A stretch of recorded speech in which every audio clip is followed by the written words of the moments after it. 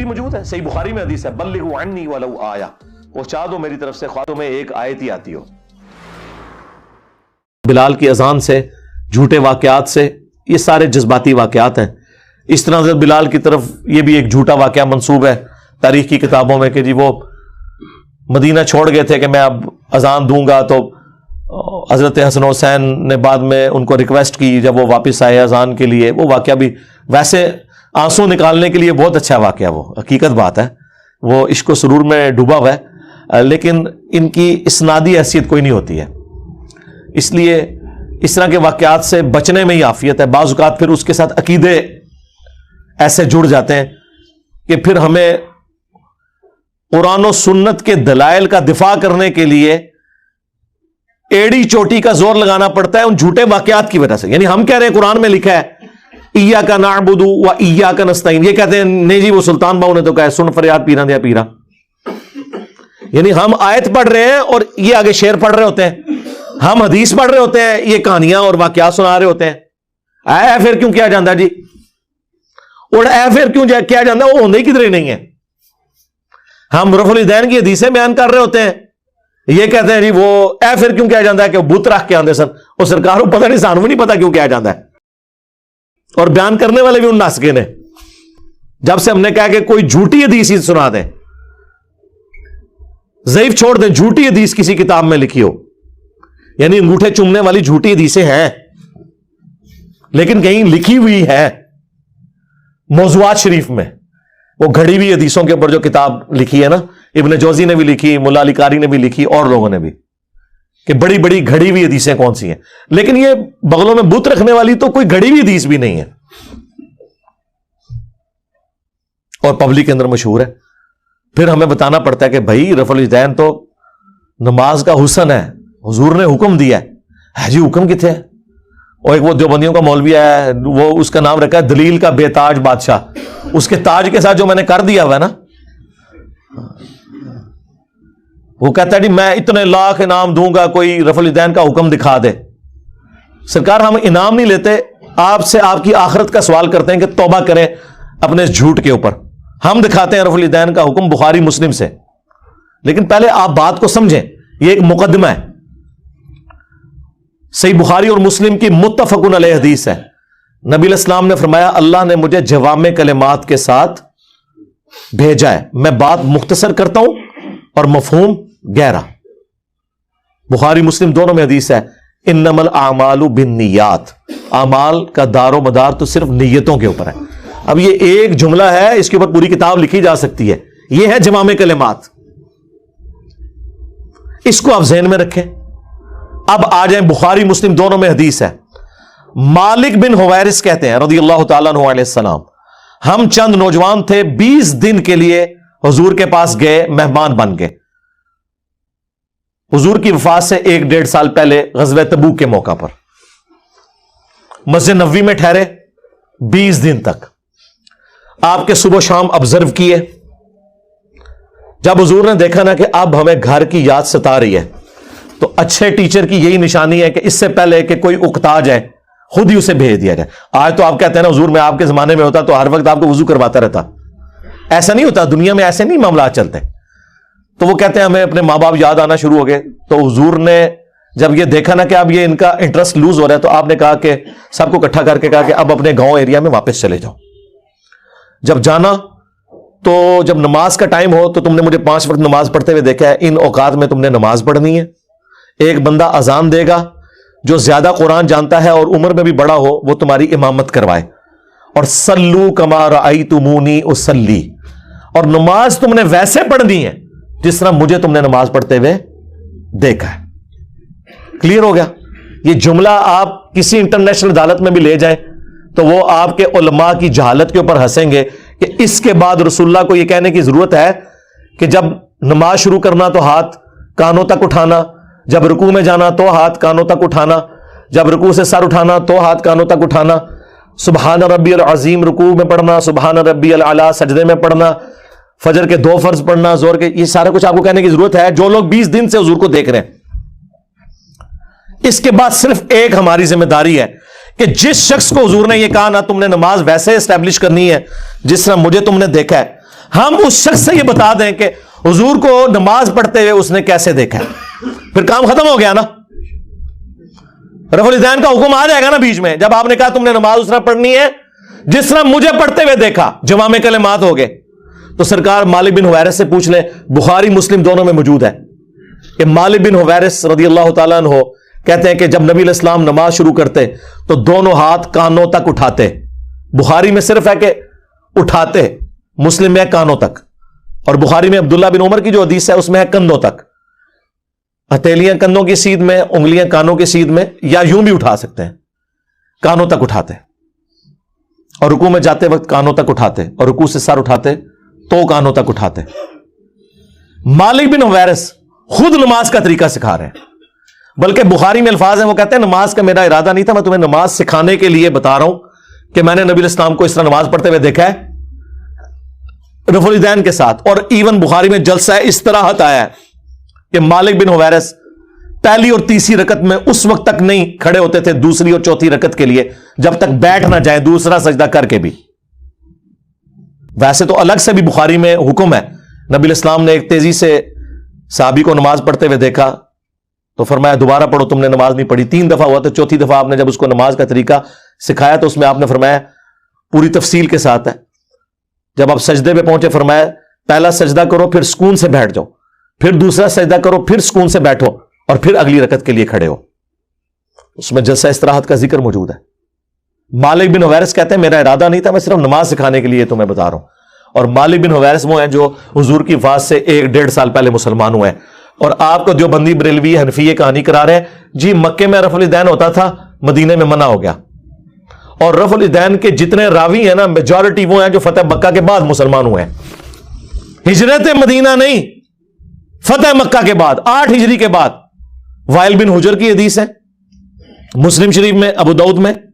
بلکہ وائل بن حجر تو پھر 1 سال بعد ابو داؤد میں سنن نسائی میں آیا کہ دوبارہ آئے. وہ کہتے ہیں میں نے سردیوں میں دیکھا کہ صحابہ کرام چادروں کے اندر سے رفع الیدین کر رہے ہوتے تھے. اس سے یہ بھی مسئلہ پتہ چل گیا کہ چادر کے لیے ہاتھ باہر نکالنے کی ضرورت نہیں، اندر سے بھی رفع الیدین ہو سکتا ہے. 8 ہجری میں بندہ مسلمان ہو رہا ہے، 9 ہجری میں وہ دوبارہ سردیوں کے موسم میں حضور کی نماز دیکھنے کے لیے آیا مدینہ شریف اور رفع الیدین سے پڑھتے ہوئے دیکھ رہا ہے. تو مسوخ کس ٹائم ہوا ہے؟ کوئی نہیں ہوا سرکار. سنی اور شیعہ دونوں قائل ہیں رکوع میں جاتے وقت، رکوع سے اٹھتے وقت اور تیسری رکعت سے اٹھتے وقت رفع الیدین کرنے کے اوپر. یہ دلیل کے بے تاج بادشاہ جو ہے نا، ان کے تاج کی حقیقت یہ ہے جو میں آپ کو بتا رہا ہوں. یہ لوگوں کا علمی لیول ہے. جی رفع الیدین کا حکم دکھائیں، جی دکھا دیا. اب آپ کے پاس قیامت تک ٹائم ہے کہ آپ نے بتانا ہے کہ مالک بن حویرث نے یہ جو نعوذ باللہ غلط نماز سکھائی، کب انہوں نے توبہ کی یہ غلط نماز سکھانے سے، یہ ذرا آپ نے بتانا ہے. ابو حمید سعدی کی حدیث بخاری میں بھی ہے اور تفصیل کے ساتھ جامعہ ترمذی اور سنن نبی داؤد میں. 10 صحابہ کی موجودگی میں انہوں نے نماز کا طریقہ جب سکھایا تو باقی 10 لوگوں نے کہا کہ آپ تو بالکل اینڈ پہ مسلمان ہوئے ہیں. انہوں نے کہا کہ اس میں کوئی لڑائی جھگڑے والی بات نہیں، میں تمہارے سامنے نماز پڑھتا ہوں، اگر میں غلطی کروں مجھے بتا دینا. تو انہوں نے 10 صحابہ کی موجودگی میں نماز پڑھی. اس سے یہ بھی ثابت ہو گیا کہ وہ شخص نماز کا طریقہ بیان کر رہا تھا جو اینڈ پہ مسلمان ہوا، اور باقی صحابہ کہہ رہے ہیں تو بالکل آخر میں آیا.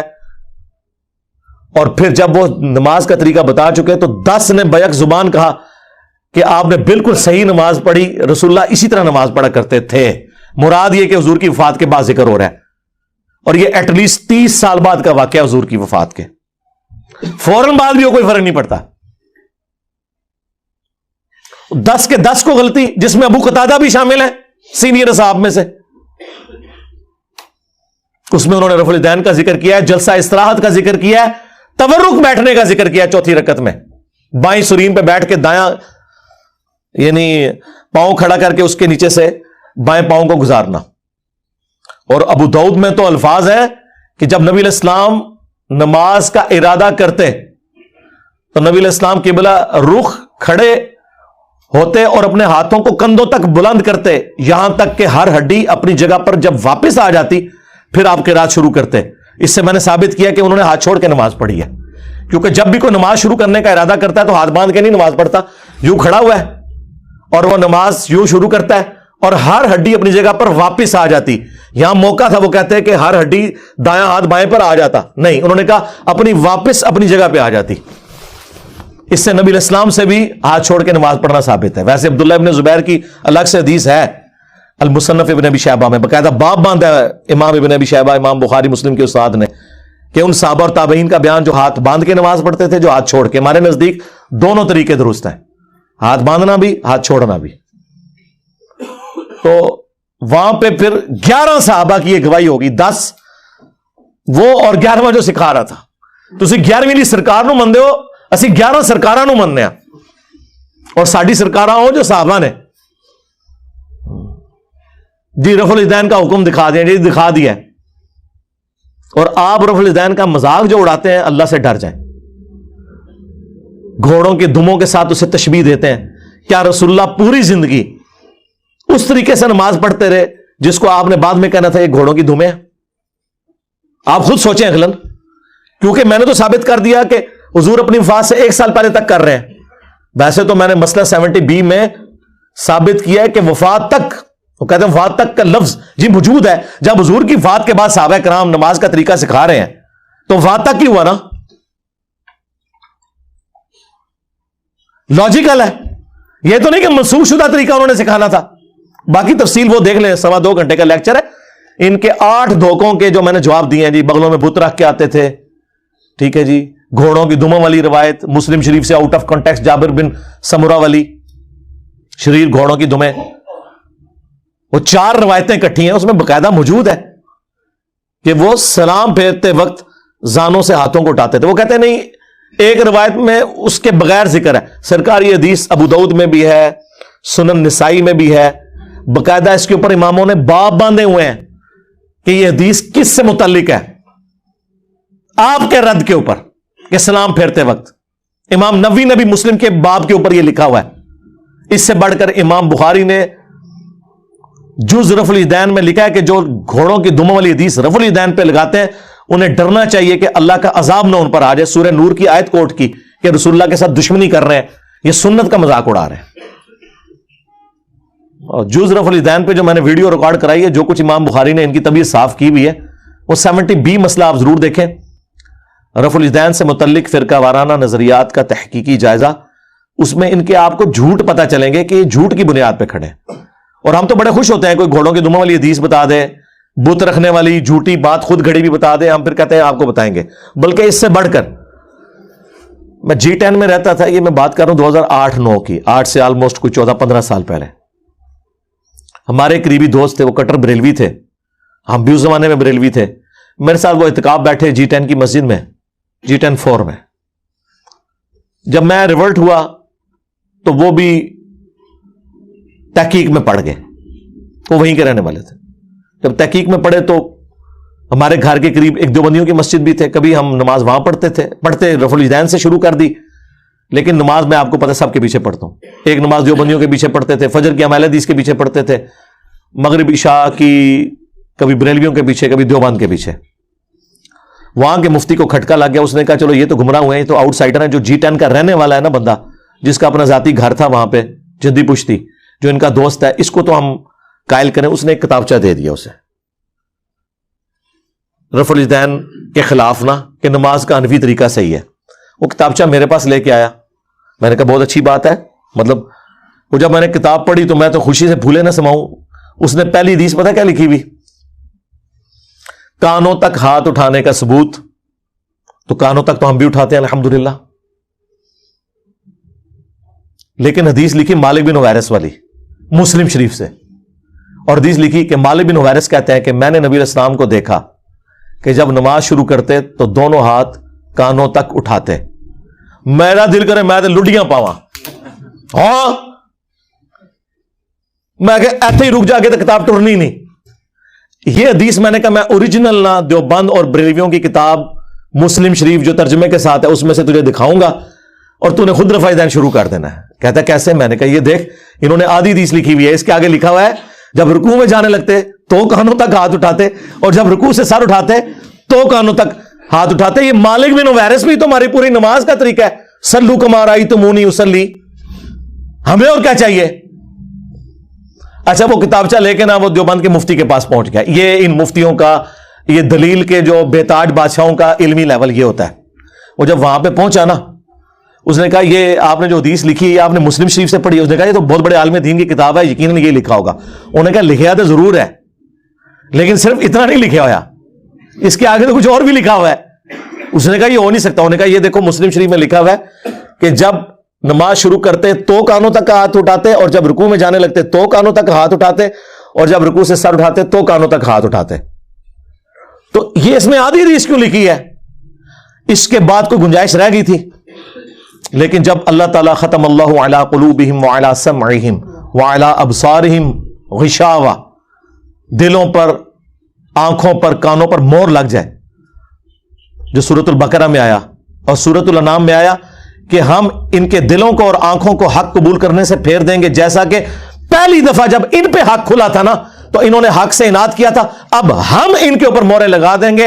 وَلَوْ أَنَّنَا نَزَّلْنَا إِلَيْهِمُ الْمَلَائِكَةَ، اور یہ اب ایسی گمراہی میں پڑ جائیں گے اگر آسمان سے فرشتے ان کے سامنے نازل ہوں اور مردے قبروں سے نکل کے انہیں بتائیں نا کہ آخرت ہونے والی ہے اور قیامت کا تمام منظر ان کی آنکھوں کے سامنے آ جائے، تب بھی یہ ایمان نہیں لے کے آئیں گے، کیونکہ اللہ نے مور لگا دی ہے. اور یہی ہوا اس کے ساتھ. وہ کہتا ہے کہ جی ہم نے یہ آدھی حدیث اس لیے لکھی ہے کہ یہ ہماری دلیل تھی. انہوں نے کہا یار حدیث تے پوری دلیل ہوندی ہے، آدھی تے نہیں. یہ تو علماء یہود والا کام کیا ہے. افتؤمنون ببعض الکتاب وتکفرون ببعض، کتاب کے کچھ حصے کو مانتے ہو کچھ کو چھوڑتے ہو. اور پھر انہوں نے کہا اس کی سزا ہے کہ دنیا میں بھی ذلت ہے اور آخرت کا بڑا عذاب تمہارا انتظار کر رہا ہے. اور دنیا میں دیکھ لیں میرے ہاتھوں ان کی کیا ذلت ہوئی ہے. انہوں نے پچھلے 1000 سال میں جتنی عزت کمائی تھی نا، پچھلے 10-12 سال میں اس سے زیادہ ذلت کما چکے میں. میرا ایک نعرہ ان کو لے جاتا ہے کہ میرے نبی سا ہے ہی کوئی نہیں، تیرے بابے تھے شے ہی کوئی نہیں. دیکھ لیں ذلت کمائی ہے انہوں نے. تو وہ اس کا بھی دفاع کر رہا ہے. وہ کہہ رہا ہے جی ہم نے بس اتنا ہی لکھنا تھا جو ہمیں دلیل چاہیے، کیونکہ ہم نے یہ ثابت کرنا ہے کہ کانوں تک ہاتھ اٹھانے ہیں. انہوں نے کہا جس جگہ سے ثابت کر رہے ہو ادھر سے تو پوری بات لوگے. یہ ہو سکتا ہے کہ آپ قرآن سے آدھی بات لیں کہ نماز کے قریب مت جاؤ، اور آپ کہیں کہ میں نے یہی بات ثابت کرنی تھی کہ نماز کوئی ضروری نہیں. ہم کہیں گے آگے لکھا ہے جب تم نشے کی حالت میں ہو، یہی کہیں گے نا. تو یہ کرتے ہیں. اور چونکہ ان کو بڑوں سے یہی عادت پڑی ہوئی ہے آدھی باتیں بیان کرنے کی، آدھی کاٹنے کی، اس لیے میرے بھی آدھے کلپ کاٹ کے نا متنفر کروانے کی کوشش کرتے ہیں. اور مجھے کوئی فرق نہیں پڑتا. میں نے آپ کو بارہا بتایا کہ مجھ سے بچنے کا طریقہ یہ ہے کہ اپنی زبانیں بند رکھیں. اگر زبان آپ کھولیں گے میں تو انہوں کار تک پہنچا کے آواں گا، منجی ٹھوک دیں گا تو میں ذہن چ رکھیو، بلکہ ٹھوک دیتی ہے اللہ فضل. جتنا بولو گے جتنا چیخو گے، کیونکہ میں نے تو پھر جواب دینا نا. آپ میرے پہ الزام لگائیں گے تو میں آپ کو پھر کلیئر کروں گا کہ بھائی یہ بات لکھی ہوئی تھی، یہ تو یہ کہہ رہے تھے. تو اینڈ رزلٹ یہ ہے کہ جھوٹے بندے کی تو ایک نہ ایک دن موت ہو ہی جاتی ہے، اور ذلت کی موت ہوتی ہے جس طرح ان فرقوں کی موت ہوئی ہے. الحمدللہ. صلو علی محمد وآل محمد. اللہم صلی علی محمد وعلی آل محمد واصحاب محمد وازواج محمد وامت محمد اجمعین الی یوم الدین.